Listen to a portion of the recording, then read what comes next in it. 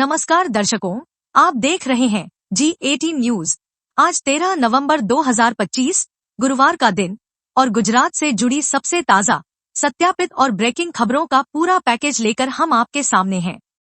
Al Qaeda की साजिश से लेकर औद्योगिक हादसे, जनगणना अभियान से लेकर खाद्य महोत्सव तक हर खबर में गहराई, हर अपडेट में विश्वसनीयता। चलिए शुरू करते हैं आज का विशेष बुलेटिन।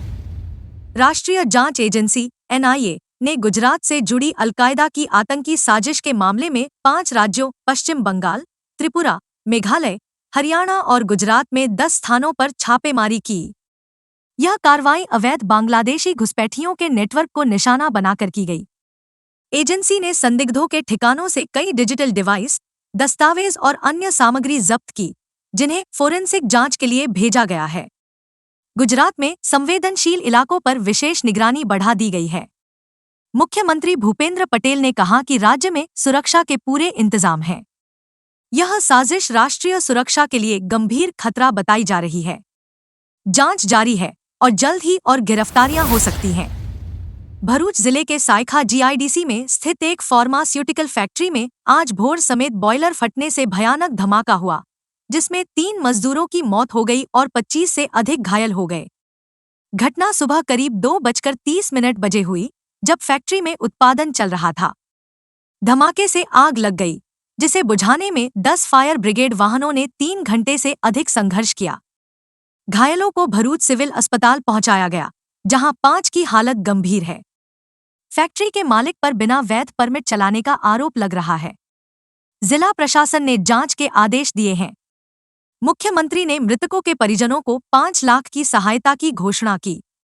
यह हादसा औद्योगिक सुरक्षा पर सवाल खड़े कर रहा है। गुजरात के राज्यपाल आचार्य देवव्रत ने आज बनासकांठा जिले के माणेकपुर गांव में किसानों के खेत में उतरकर हल चलाया। यह कदम किसान कल्याण और ग्रामीण विकास को बढ़ावा देने का प्रतीक है।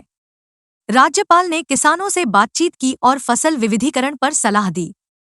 गांव में सैकड़ों किसान उपस्थित थे, जिन्हें राज्यपाल ने जैविक खेती के लाभ बताए। यह पहल राज्य के किसान सम्मान अभियान का हिस्सा है।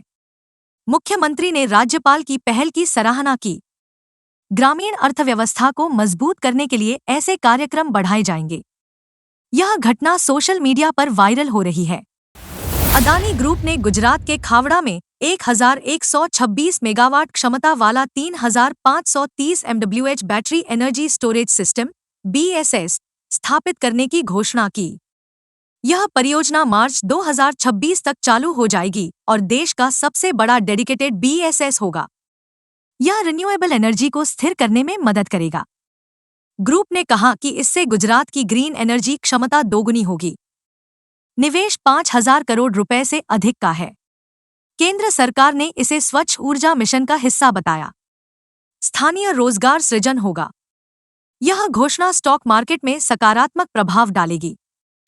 गिर सोमनाथ जिले में अवैध निर्माण के खिलाफ प्रशासन ने बुलडोजर कार्रवाई की, जिसमें 11 आवासीय मकान और एक धार्मिक ढांचा ध्वस्त कर दिया गया।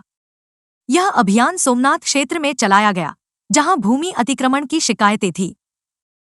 स्थानीय लोगों ने विरोध प्रदर्शन किया, लेकिन पुलिस ने शांतिपूर्ण तरीके से कार्रवाई पूरी की।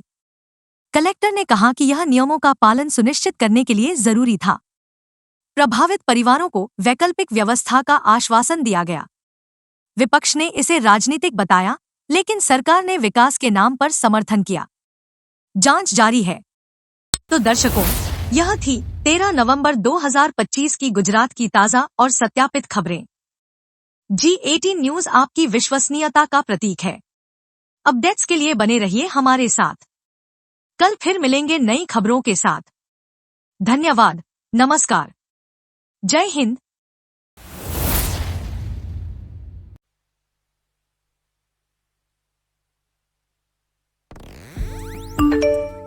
वाह, 50% डिस्काउंट।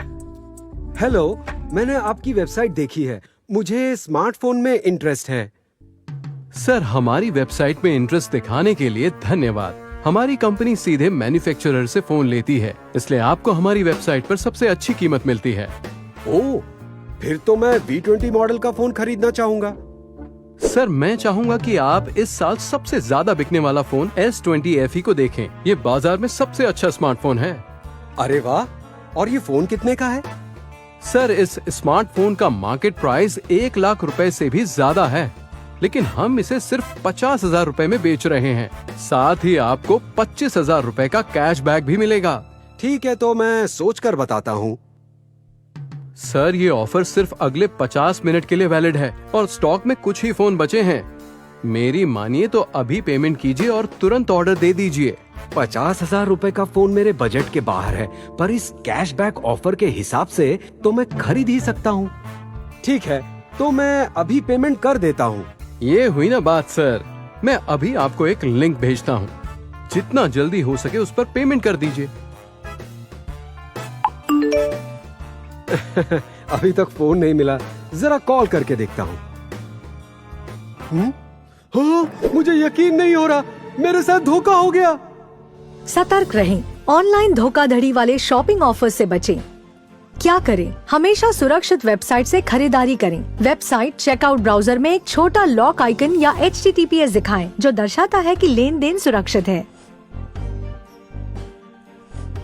घटना की रिपोर्ट नजदीकी साइबर अपराध पुलिस स्टेशन और राष्ट्रीय साइबर अपराध रिपोर्टिंग पोर्टल http://cybercrime.gov.in पर या राष्ट्रीय साइबर अपराध सहायता क्रमांक 1930 पर करें। क्या न करें? अनजान वेबसाइट से कभी भी ऑनलाइन शॉपिंग न करें। कभी भी अज्ञात साइट्स पर अग्रिम भुगतान न करें, क्योंकि पेमेंट किए जाने के बाद सामान मिलने की संभावना 0 होती है।